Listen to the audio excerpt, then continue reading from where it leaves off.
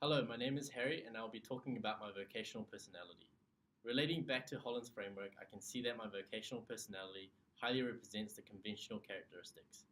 I believe that this is the vocation that best suits me because the majority of my childhood I have been heavily involved in many individual sports. The most influential being golf, as I've been playing the game for well over a decade. Competitive golf can be a very lonely sport that requires many hours left to your own thoughts. I've been used to being alone for many hours of the day, for many hours of the week, for many days of the week, trying to develop and get better.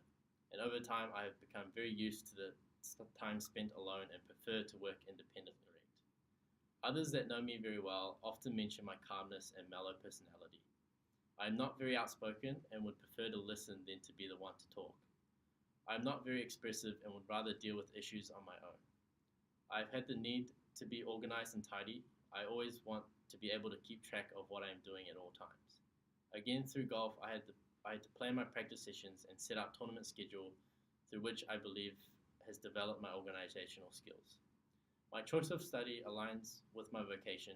My major is finance and information systems requires one to be following rules, doing calculations, and working with big data sets. For these reasons, I believe my vocation is conventional. Thank you. Using Holland's vocational pathway framework, I believe my vocational personality aligns with the social typology. I'm a friendly people person and like to form new friendships. First of all, I grew up playing rugby, which by nature is a very social sport and requires teamwork and communication. Traveling has also empowered me to socialize with people from different cultures and walks of life. My work experience in customer facing roles allows me to communicate with people in a variety of ways. For example, my current job as an assistant at an after school care means I am socializing and doing activities with kids. Interestingly, my choice of study is inherently social, with my majors in marketing and innovation requiring significant amounts of collaborative work. It has also enabled me to make new friends and learn through teamwork. Overall, I pride myself on being a team oriented person and value team success over individual accolades.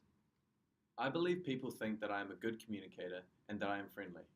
Furthermore, I think people view me as someone who is caring and loyal. However, because of the nature of my vocational preferences, people tend to say that I can get off task.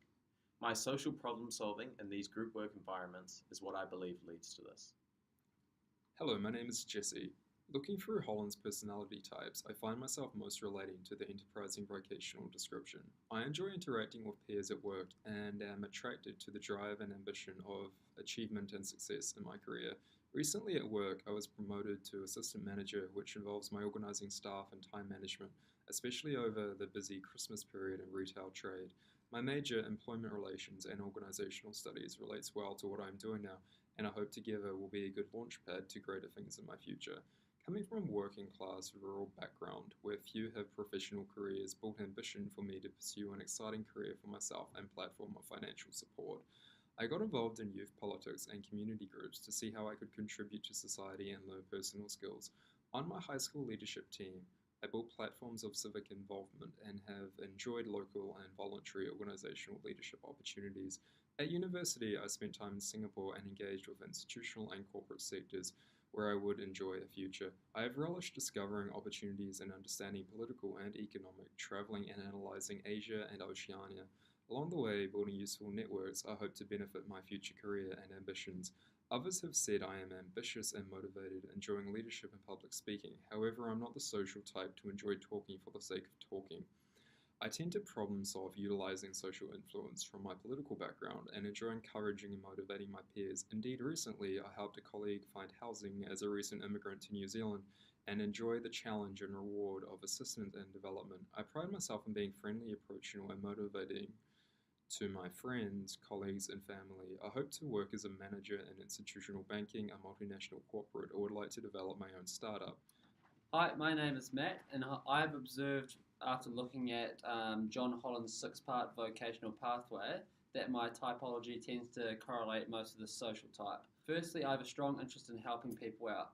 All the volunteering / working experience I have completed, especially in the last year, have been to do with either helping individuals or groups. I coach 2 youth cricket teams. I enjoy the challenge of helping the team members to improve their skills, whilst also trying to facilitate an environment for people to enjoy themselves. Outside of my extracurricular activities, I do like to help people around me in all facets of life. I always try to offer my help to the best of my abilities. My degree is also linked into my vocational pathway. Along with my BCom major of marketing, I am completing a BA majoring in psychology. The reason why I took psychology was because I want to know how people think and why, whilst figuring out triggers which could lead to someone getting themselves into trouble. The job I also would like after graduation is a social marketer and as a teacher later on in my life. These jobs help people out in a direct and an indirect capacity. In turn, I tend to be viewed as a loyal and trustworthy person because of these attributes. However, I'm usually seen as quite impractical and lack the practical skills sometimes to help someone with a tangible problem, even though I would like to. I would be more likely to find someone who could fix that issue for that person. Lastly, I also enjoy working in groups. Even though I tend to be more introverted by nature, I enjoy working in groups and working to bring social harmony, whether this be in a team sport nature or a group project for university. The uncertainty of life after university can be daunting. So there is value in having strategies to deal with the challenges students may face during their transition into work. Things like finding a suitable career path and having the skills and experience employers desire are just some of the challenges that students face.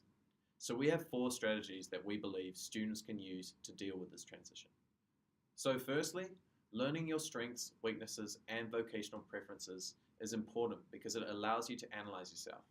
If you can identify your strengths and weaknesses, you are able to understand aspects of yourself that you can use to your advantage and the things that require improvement.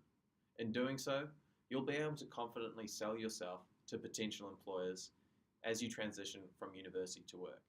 Learning your vocational preferences will help you recognize the tendencies of your personality. Holland's framework is designed to be a strategy of matching your personality with a suitable career and assisting with identifying your strengths and weaknesses. According to the Government Careers website regarding Holland's framework, people tend to have more job satisfaction when they have aligned their vocation to the role. The second strategy involves ensuring that as a student you continue to develop your skills and learn new ones. Critical thinking when problem solving, communication, presenting, leadership, time management, and organizational skills are just some examples that can be further developed or even learned through immersing yourself in activities which demand such skills. Employers value both the tangible and intangible skills you can offer, so having a willingness to learn will help with improving your skill set to gain confidence during the challenging transition. The third strategy that ties in with optimizing your skills is getting work experience. We feel that this is an important strategy in dealing with the transition from university to work. Ascertaining experience with the job while studying will give you the exposure to a professional working environment, having responsibility, and the importance of meeting or exceeding KPIs. In addition, working can help you experience interacting with people of different generations and cultures, which inevitably is transferable across multiple jobs and is an invaluable skill to possess. Ultimately, having work experience shows potential employers that you're motivated, hardworking, and have the ability to multitask. This is valuable because commonly in the transition from university to work, students can feel dissatisfied with a new job due to having unrealistic expectations. Studies have shown that those who are most satisfied with their jobs were associated with medicine and education, which are degrees with very hands-on learning, so they get a taste of what their careers would be like. However, the least satisfied were associated with law and social studies.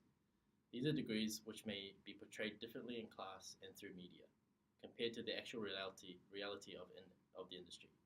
Getting work experience through internships and industries you are interested in is a fantastic way of achieving this. So the last strategy we believe students should adopt is taking a proactive approach in dictating your life beyond study. Universities have a multitude of employment events that allow you to meet with employers and learn about opportunities in the world. What's more, it's imperative that as a student you are actively seeking and applying for roles during the concluding stages of your university life because of the competitiveness for graduate jobs. There are organisations who offer graduate programs specifically designed for new graduates transitioning into their career. These roles generally require applications early within the year, so being proactive and applying early is a great way to deal with the uncertainty of working life after university, as you may secure yourself a job. Nice. Nice. That's it.